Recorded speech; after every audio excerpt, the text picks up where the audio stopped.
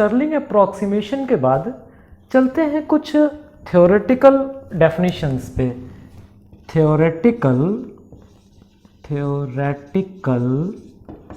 Basics of statistical mechanics.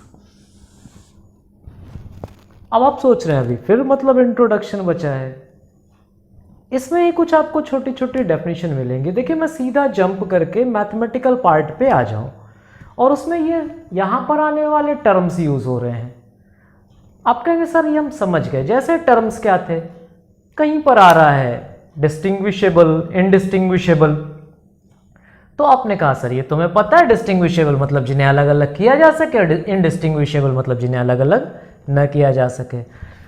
फिर कहीं आया स्पिन, आप कहेंगे सर स्पिन भी हमें पता है, स्पिन हाफ होती है, ये प्लस हाफ होती है, माइनस हाफ होती है, वो 4 क्वांटम नंबर याद करके मतलब आपने समझा कि सारा काम हो गया। यहाँ कुछ बहुत ही काम की बात है जिससे जब जानोगे ना तब इंटरेस्ट बनेगा, इंटरेस्ट तुम्हारा सब्जेक्ट में बने, इसके लिए ये थोड़ा थ्योरेटिकल बेसिक्स पर आते हैं। जैसे हम लोगों ने उस दिन देखा था स्टैटिस्टिकल मैकेनिक्स के 2 हिस्से, क्या क्या था, एक CM था, एक QM था, समझ गए क्या CM क्या QM? एक चलिए नहीं मजा आ रहा है, CSM था और एक QSM था। अब ठीक है, क्वांटम स्टैटिस्टिकल मैकेनिक्स और क्लासिकल स्टैटिस्टिकल मैकेनिक्स।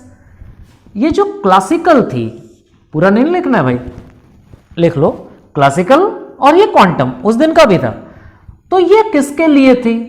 तो फिर कहा कि यह क्लासिकल पार्टिकल्स के लिए, फॉर क्लासिकल पार्टिकल्स, मतलब कौन इसका पालन कर रहे हैं? जो पार्टिकल्स क्लासिकल हैं, इसका कौन पालन कर रहे हैं? Quantum particles. Okay, quantum particles. फिर यह आया कि कौन क्लासिकल है कौन क्वांटम है, एक और भी नामकरण मिल रहा था। ये वाला नामकरण क्या मिला, किसके लिए मिला? कहा कि उन पार्टिकल्स के लिए, मतलब जो यहां पर हमें पार्टिकल मिल रहे हैं वो पार्टिकल हैं कैसे? डिस्टिंग्विशेबल। अब नाम से तो ऐसा लग रहा अंग्रेजी जैसे, समझ लिए कि अच्छा जिसको अलग अलग किया जा सके, अलग अलग देखा जा सके। फिर यहां क्या आया? यहां नाम आ रहा था इनडिस्टिंग्विशेबल। ओके, अगर तुम्हें यहां नहीं दिख रहा हो तो चलो मिटा के थोड़ा और इधर से लिख देते हैं, इनडिस्टिंग्विशेबल। ओके, कुछ और भी बातें यहां आ सकती हैं, जैसे आइडेंटिकल है का एन सिमिलर क्वाइंस। अगर आपने पिछले दोनों लेक्चर पर बेस्ड कुछ चीजें अपनी पलटी हो, अनसॉल्व्ड पलटा या कोई बुक रखे हो, बुक पलटा, तो आपको मिला N similar coins, N similar balls. नहीं भी अगर पलटा अभी तो जरा इंटरमीडिएट याद कीजिए, इंटर में आपको प्रोबेबिलिटी के क्वेश्चन से मिलता था आइडेंटिकल, सिमिलर। आगे चल करके डिस्कस करते हैं कि मतलब क्या था वहां आइडेंटिकल का। फिलहाल अभी हम सिर्फ डिस्टिंग्विशेबल, इनडिस्टिंग्विशेबल। फिर एक और बात याद किए, क्या बात याद किए? कहे कि यह वाला जो था फॉर एनी स्पिन, और इसके लिए स्पिन के बेसिस पर 2 हिस्से बांट दिए। 2 हिस्से बांट, एक यहां लिख दिया फॉर एनी स्पिन और उसके लिए लिख दिया for integral spin, for integral spin, और दूसरा क्या लिख दिया? For odd half integral spin. Okay, ठीक है, सब थोड़ा बाद में, पहले यही जरा समझ ले। Half integral spin, half integral, sorry, for integral spin में क्या हो गया? 0 1 2 3 एंड सो ऑन। ये किसको फॉलो करते थे? Bose Einstein statistical mechanics. और ये किसको फॉलो करते थे? Fermi Dirac. यहां क्या था? 1/2, 3/2, 5/2, ध्यान रहे, ऑड वाला, फर्मी डिरैक स्टैटिस्टिकल मैकेनिक्स। अब ये मोर आगे नहीं जा रहे हैं। और यहां क्या कहा? इतनी देर तक आप ध्यान में यही लगाए बैठे हैं for any spin, for any spin. बिल्कुल नहीं, गलत बात है। कहेंगे सर यहां तो स्पिन की बात ही नहीं थी, तो ठीक है ये फॉर एनी स्पिन नहीं, नो कंसेप्ट ऑफ स्पिन, दोनों में अंतर हो गया। नो कंसेप्ट ऑफ स्पिन, यानी जब इसकी थ्योरी इवॉल्व हो रही थी तो उस समय में स्पिन का कंसेप्ट नहीं था। भाई spin is purely a quantum phenomena, spin की थ्योरी क्वांटम थ्योरी से आ रही है। तो फिर हम जब यहां पर उस थ्योरी को अप्लाई ही नहीं कर रहे थे तो हम स्पिन कहां से यहां अप्लाई करते? तो ये वाला जो हिस्सा है यह बिना स्पिन के था।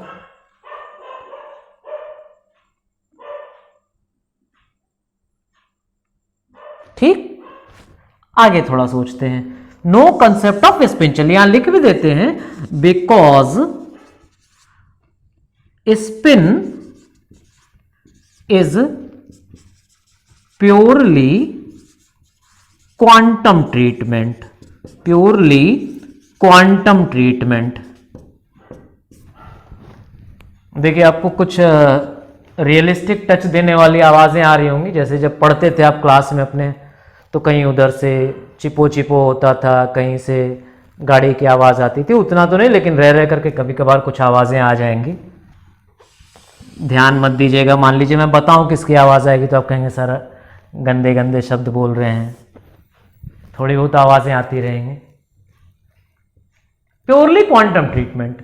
तो फिर अब बात आई कि डिस्टिंग्विशेबल है क्या, क्योंकि कुल मिला जुला करके हमारी कहानी यहीं पर अटकी है। डिस्टिंग्विशेबल, तो जरा समझते हैं कि डिस्टिंग्विशेबल पार्टिकल्स क्या थे। Distinguishable particles, okay. Distinguishable particle, तो अब ऐसा क्या था डिस्टिंग्विशेबल के लिए? So whole of the theory is revolving around the concept of wave function. किस चीज के लिए क्या था कंसेप्ट? Wave function. मतलब आइडेंटिकल किसे कह रहे हैं, सॉरी डिस्टिंग्विशेबल किसे कह रहे हैं? वह दो वेव फंक्शंस जो एक दूसरे से अलग अलग हैं, ओके। वह दो पार्टिकल्स का मोशन जिनके वेव फंक्शन एक दूसरे से अलग अलग हैं, ओके। क्या दिख रहा? एक दो, इन दोनों में एक दो तीन। अब एक दो जो हैं इनके वेव फंक्शन कहीं पर एक दूसरे पर ओवरलैप नहीं हो रहे, लेकिन एक तीन या दो तीन हम ले रहे हैं तो इनके वेव फंक्शंस एक दूसरे पर ओवरलैप हो रहे हैं। तो मेन बात क्या थी कि identical particle, sorry distinguishable particle जो हैं उनके वेव फंक्शंस एक दूसरे से अलग अलग है, डिस्टिंक्ट वेव फंक्शन है और ओवरलैप नहीं कर रहे हैं। तो अगर यह दोनों अलग अलग हैं तो किसी समय में पार्टिकल यहां हुआ, किसी समय में पार्टिकल यहां हुआ, किसी समय में पार्टिकल यहां हुआ, यहां हुआ। Means you can obtain the exact position, you can apply the deterministic approach in finding the real position and momentum of body particle, okay।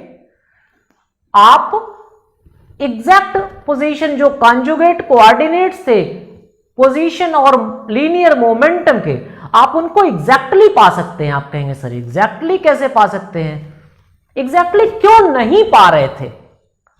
by which concept you came to know that these particles will not have an exact position and momentum? तो याद आया Heisenberg uncertainty, यानी distinguishable particle जो थे वो Heisenberg uncertainty को follow नहीं कर रहे थे। जब हाइजेनबर्ग अनसर्टेनिटी को फॉलो नहीं कर रहे हैं तो उस कंडीशन में उनकी अलग अलग पोजीशंस या लीनियर मोमेंटम को पता किया जा सकता है। मींस जो उनके कॉन्जुगेट कोऑर्डिनेट से पैरामीटर्स थे वह अलग अलग डिटरमाइन किए जा सकते हैं। डिटरमाइन जब कह रहा हूं तो आपको समझना चाहिए कि एग्जैक्ट पोजीशन आपको मिल सकती थी। ओके, फिर से थोड़ा सा देखते हैं। डिस्टिंग्विशेबल बोले तो different wave function, distinct wave function, overlapping नहीं है। फिर आपने कहा हाइजेनबर्ग अनसर्टेनिटी को नहीं फॉलो कर रहे, तो इसका मतलब ये हुआ कि पोजीशन और मोमेंटम को पता किया जा सकता है। और जब पोजीशन और मोमेंटम को पता किया जा सकता है, आप इस समय कहां पर हो यह बताया जा सकता है, तो आपका एक पर्टिकुलर एड्रेस होगा। ओके, पर्टिकुलर एड्रेस हुआ, यानी आपकी पोजीशन को लोकेट किया जा सकता है, तो पार्टिकल्स को लोकलाइज्ड पार्टिकल्स भी कहते हैं। गई बात कुछ दिमाग में? थोड़ा थोड़ा लिखते चलते हैं, नहीं तो हवा में सारा गायब हो जाएगा। डिस्टिंग्विशेबल पार्टिकल, तो सबसे पहली बात क्या लिया? सबसे पहला पॉइंट हम लेते हैं, क्या बताया था सबसे पहला? हाँ, ये वाला, these particles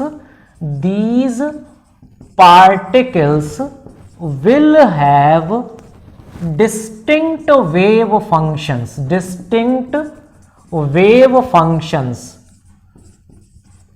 देखो भाई, वो वाला काम नहीं अच्छा लगता कि चलो ठीक है हम बस हवा में बोल दिए, तुमको नोट्स दे दिए, या यहां पर हम पहले से पूरा प्रिंटिंग कर लिए और उसके बाद तुम प्रिंटिंग कर लो, वो आनंद नहीं आता।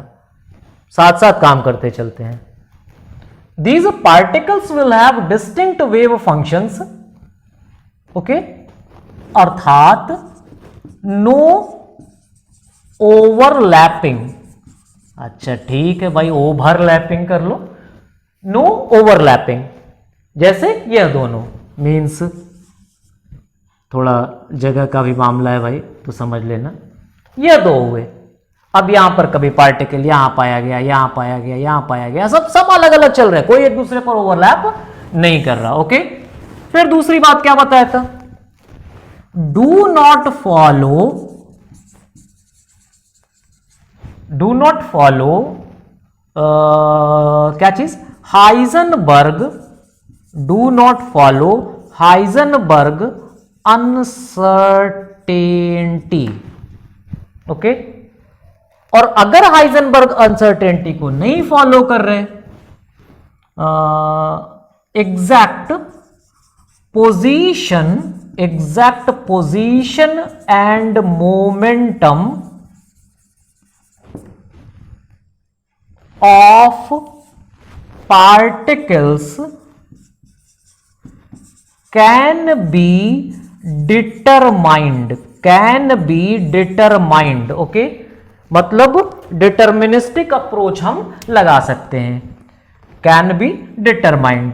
अब जब डिटरमाइन कर लिया, पता चल गया कहां पर है, जाके पकड़ सकते हो ना। चलो, exact position and momentum of particle can be determined in this way the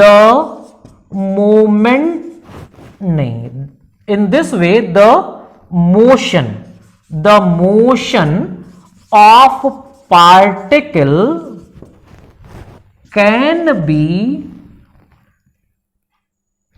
traced, can be located at a particular time.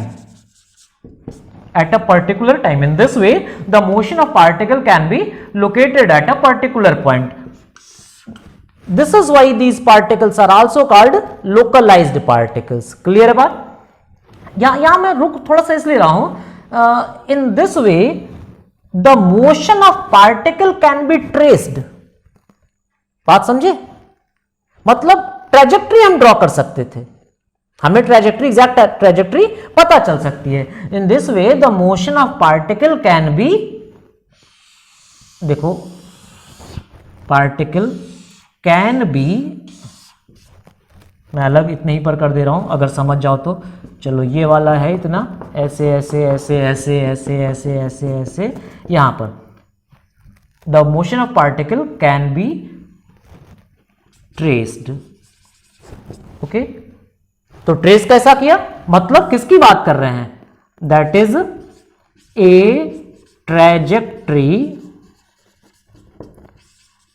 Can be traced, okay, trajectory can be traced. तो यहां वाली बात पर आते हैं। इन this way the motion of particle can be located, अभी यहां located तक की बात को आ रहे हैं, एंड